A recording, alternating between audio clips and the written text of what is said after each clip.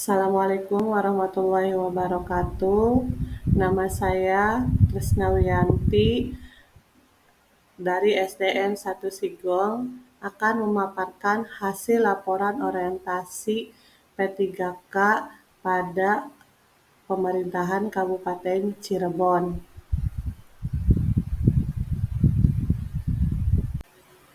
Hasil laporan orientasi P3K tahun 2024 yaitu dilatar belakangi oleh berdasarkan Undang-Undang Nomor 5 Tahun 2015 Pasal 1 disebutkan bahwa aparatur sipil negara atau yang selanjutnya disingkat ASN adalah profesi bagi pegawai negeri sipil atau PNS dan pegawai pemerintah dengan perjanjian kerja PPK yang bekerja pada instansi pemerintah. Manajemen ASN adalah pengelolaan ASN untuk menghasilkan pegawai ASN yang profesional, memiliki dasar etika profesi, bebas intervensi politik, bersih dari praktek korupsi, masa orientasi bagi pegawai pemerintah, perjanjian kerja atau PPK ini bertujuan untuk lebih membantu pegawai pemerintah dengan perjanjian PPPK untuk lebih mengenal berbagai macam OPD di lingkungan pemerintah daerah Kabupaten Cirebon.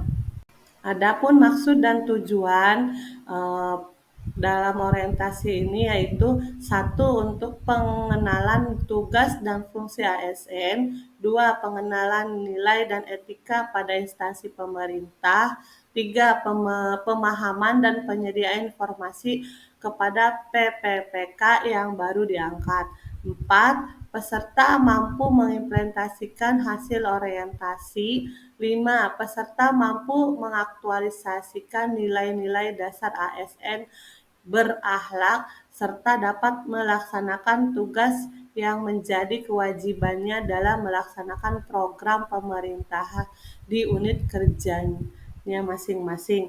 Waktu dan tempat dalam pelaksanaan ini yaitu pada tanggal 23 Oktober 2024 sampai dengan 23 November 2024 melalui sinkronus dan asinkronus. Adapun nilai dan etika orientasi pemerintahan Kabupaten Cirebon yaitu visi dan misi Kabupaten Cirebon. Visinya yaitu terwujudnya Kabupaten Cirebon berbudaya, sejahtera, agamis, maju, dan aman. Dan visinya itu ada 5. 1. Kabupaten Cirebon berbudaya. 2. Kabupaten Cirebon sejahtera. 3. Kabupaten Cirebon agamis. 4. Kabupaten Cirebon maju. 5. Kabupaten Cirebon aman. Yang pertama yaitu Kabupaten Cirebon berbudaya. Yang bermaksud yaitu mewujudkan masyarakat Cirebon yang menjunjung tinggi dan melestarikan budaya, tradisi, dan adat. Nomor 2 yaitu Kabupaten Cirebon sejahtera, yaitu meningkatkan kualitas hidup masyarakat melalui pemenuhan kebutuhan dasar masyarakat, peningkatan kualitas pendidikan dan pelatihan kesehatan dan ekonomi. Nomor 3 yaitu Kabupaten Cirebon agamis. Kabupaten Cirebon agamis yaitu meningkatkan kualitas kehidupan masyarakat Kabupaten Cirebon yang senantiasa menerapkan nilai agama, budi pekerti, santun, dan beretika. Yang keempat yaitu Cirebon maju. Cirebon maju yaitu meningkatkan produktivitas masyarakat untuk lebih maju dan unggul sehingga menambahkan daya saing di pasar internasional dan regional yang didukung peningkatan kapasitas aparatur pemerintah daerah. Yang kelima yaitu Cirebon aman. Cirebon aman yaitu memelihara keamanan dan ketertiban untuk mewujudkan kondusivitas daerah guna mendukung terciptanya stabilitas nasional. Adapun SOTKOPD atau unit kerja meliputi struktur Kabupaten Cirebon,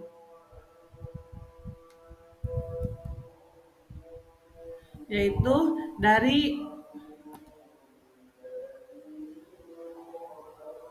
bagan kita bisa lihat dari bagan struktur organisasi sekretariat daerah Kabupaten Cirebon yang paling tertinggi adalah sekretaris daerah dan di bawahnya yaitu mencakup asisten pemerintah dan kesejahteraan rakyat. Terus di bawahnya yaitu asisten yaitu mencakup bagian pemerintahan, bagian kesejahteraan rakyat, bagian hukum. Dan di bawahnya itu menaungi kelompok jabatan fungsional lainnya yang ada di pemerintahan. Yang selanjutnya itu asisten perekonomian. Asisten perekonomian dan pembangunan meliputi yaitu pembagian bagian perekonomian dan sumber daya alam, bagian administrasi pembangunan, bagian pengadaan barang dan jasa sampai ke subbagian masing-masing. Yang ketiga itu asisten administrasi umum. Administrasi umum meliputi bagian umum, bagian perencanaan keuangan, bagian protokol dan komunikasi pemimpin, dan bagian organisasi. Ke bawahnya dari bagian umum yaitu meliputi subbagian pengelolaan pengadaan barang, subbagian tata usaha dan kepegawaian, dan subbagian pengelolaan layanan pengadaan secara elektronik atau subbagian perlengkapan dan subbagian pembinaan advokasi pengadaan barang dan jasa, subbagian rumah tangga, kelompok jabatan fungsional. Itulah sekilas tentang SOTKOPD, stok atau unit kerja. Manajemen Kepegawaian dan Penilaian Kinerja P3K di lingkungan Kabupaten Cirebon yaitu ada 1 pengadaan, 2 penilaian kinerja, 3 disiplin, 4 hak, 5 ASN berakhlak. Adapun pengadaan yaitu ada tahapan, perencanaan, pengumuman lowongan, pengelamaran, seleksi dan pengumuman hasil seleksi dan pengangkatan yang berdasarkan kompetensi, kualifikasi dan kebutuhan. Pengangkatan oleh keputusan PPK, perjanjian minimal 5 tahun dan dapat diperpanjang. PPK tidak dapat diangkat secara otomatis menjadi calon PNS. Yang kedua adalah penilaian kinerja. Penilaian kinerja meliputi perjanjian kerja diangkat individu dan tingkat unit organisasi. Sebagai dasar perjanjian kerja, pemberian tunjangan dan pengembangan kompetensi, pemberhentian jika tidak mencapai target kinerja. Nomor 3 yaitu disiplin. P3K wajib mematuhi disiplin dan akan dijatuhi hukuman disiplin jika melanggarnya. Yang keempat yaitu hak mendapatkan gaji serta tunjangan yang dibebankan kepada APBN atau APBD. Diberikan kesempatan untuk pengembangan kompetensi, dapat diberikan penghargaan, mendapatkan perlindungan berupa jaminan hari tua, kesehatan, kecelakaan kerja atau kematian, dan bantuan hukum. ASN berakhlak yaitu nilai dasar ASN berakhlak, adapun maknanya adalah sebagai berikut. ASN berakhlak yaitu berorientasi pelayanan akuntabel, kompeten, harmonis, loyal, adaptif, dan kolaboratif. Nilai dan etika OPD. Renstra OPD atau unit kerja di SDN 1 Sigong yaitu mempunyai visi dan misi dan tujuan sekolahnya. Visi dan misi visi dari SDN 1 Sigong yaitu pembelajaran sepanjang hayat, peserta didik berkarakter, mana bermakna, inovatif, dan berprestasi. Misinya itu merancang pembelajaran yang menarik dan menyenangkan, menciptakan lingkungan sekolah yang mendukung, memiliki akhlak mulia, membangun kondisi interaksi sekolah dan bertoleransi. Membangun kondisi interaksi sekolah mengembangkan kemandirian, melaksanakan program sekolah yang membentuk ide dan gagasan cepat. Adapun tujuan sekolah itu mempunyai tujuan ada 3, yaitu jangka pendek, jangka menengah, dan jangka panjang. Untuk jangka pendek yaitu peserta didik rajin dan tertib beribadah. Peserta didik menjalankan ibadah sesuai dengan ajaran agama yang dianutnya. Peserta didik memiliki sikap peduli, menghargai, dan menghormati perbedaan satu sama lain. Peserta didik mengetahui nilai kearifan budaya lokal. Peserta didik mampu berbahasa ibu dan kosakata sederhana dalam kegiatan sehari-hari. Dan jangka menengahnya yaitu terbentuknya sikap dan perilaku sopan santun. Terwujudnya peserta didik yang mampu memahami dan menjalankan ajaran agamanya masing-masing dengan baik dan benar. Terwujudnya peserta didik yang mampu menggunakan bahasa ibu sebagai bahasa sehari-hari, berkomunikasi dengan orang lain. Terwujudnya peserta didik yang mampu memanfaatkan teknologi informasi dan informatika dalam setiap kegiatan pembelajaran. Jangka panjangnya yaitu lulusan yang memiliki adab dan perilaku positif serta taat dalam beribadah sesuai dengan ajaran agama yang dianutnya. Terbentuknya peserta didik yang memiliki sikap nasionalisme dan menghargai keberagaman budaya Nusantara. Struktur organisasi SDN 1 Sigong yaitu ada komite sekolah, ada kepala sekolah dan wali kelas, penjaga sekolah dan operator.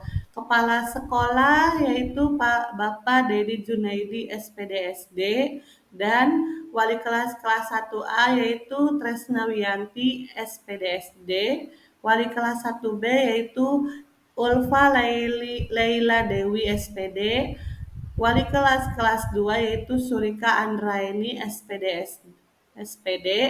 wali kelas 2B yaitu Ayu Safitri SPD, wali kelas 3A yaitu Tohirin SPD, wali kelas 3B yaitu Muhammad Habibi SPD, wali kelas 4A yaitu Juminah SPD SD, wali kelas 4B yaitu Mahfud Al-Ma'arif SPD, wali kelas 5A yaitu Titi Mulyati SPD, wali kelas 5B yaitu Yepi Yulinar Kustiara SPD, wali kelas 6 yaitu Siti Triningsih SPD SD, dan guru mapelnya yaitu guru mapel PJOK Ibu Sutini SPD, guru mapel PAI yaitu Hermanto SPDI, dan Agus Alamsa guru mapel SPDI, guru mapel agama. Adapun operatornya yaitu Bapak Jailani Sidik Eskom dan penjaga sekolahnya yaitu Sanusi. Tupoksi P3K yaitu 1. Tugas pokok P3K, 2 yaitu fungsi P3K di OPD, 3 yaitu tugas peserta orientasi, dan yang terakhir yaitu rencana hasil kerja P3K, merupakan rencana hasil P3K selama kontrak yang saya alami yaitu di SDN 1 Sigong, yaitu satu kelas literasi. Tujuan kinerjanya yaitu untuk meningkatkan kemampuan membaca siswa. Indikator pencapaiannya itu siswa mampu membaca dengan baik dan benar. Perolehan waktunya yaitu selama kontrak yaitu tahun 2024 sampai 2029. Yang kedua yaitu penerapan pembelajaran berdiferensiasi. Tujuannya itu memenuhi kebutuhan belajar yang berbeda-beda dari setiap siswa yang menggunakan strategi dan metode pengajaran yang dapat disesuaikan dengan gaya belajar. Indikator pencapaiannya itu murid berkolaborasi dalam kelompok belajar, pencapaian minat belajar. Perolehan waktunya yaitu tahun 2024 sampai 2029. Yang ketiga yaitu anti-bullying. Tujuan kinerjanya yaitu untuk menciptakan suasana sekolah yang aman dan nyaman. Selanjutnya itu indikator pencapaian anti bullying itu menurunkan kejadian bullying di lingkungan sekolah. Tahun perolehannya itu tahun 2024 sampai 2029. Yang keempat yaitu penguatan kompetensi guru. Indikatornya yaitu workshop, diklat, dan seminar. Membuat untuk guru lebih inovatif dalam merancang pembelajarannya. Periode perolehannya itu 2024 sampai 2029. Nomor kelima yaitu minimalisir sampah plastik. Tujuannya itu menciptakan sekolah bebas sampah plastik. Indikatornya itu membuat kreativitas siswa seperti membuat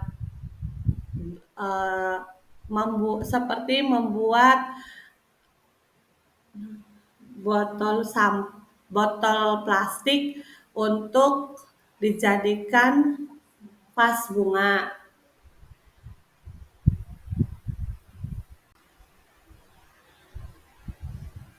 Yang terakhir yaitu penutup. Kegiatan orientasi ini merupakan langkah awal dalam perjalanan karir sebagai P3K.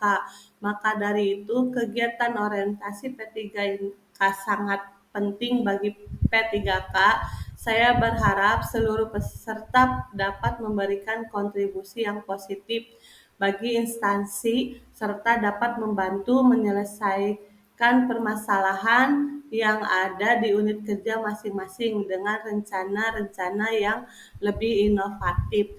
Kedepannya diharapkan seluruh peserta dapat terus meningkatkan kompetensi diri melalui berbagai kegiatan pengembangan diri. Terima kasih.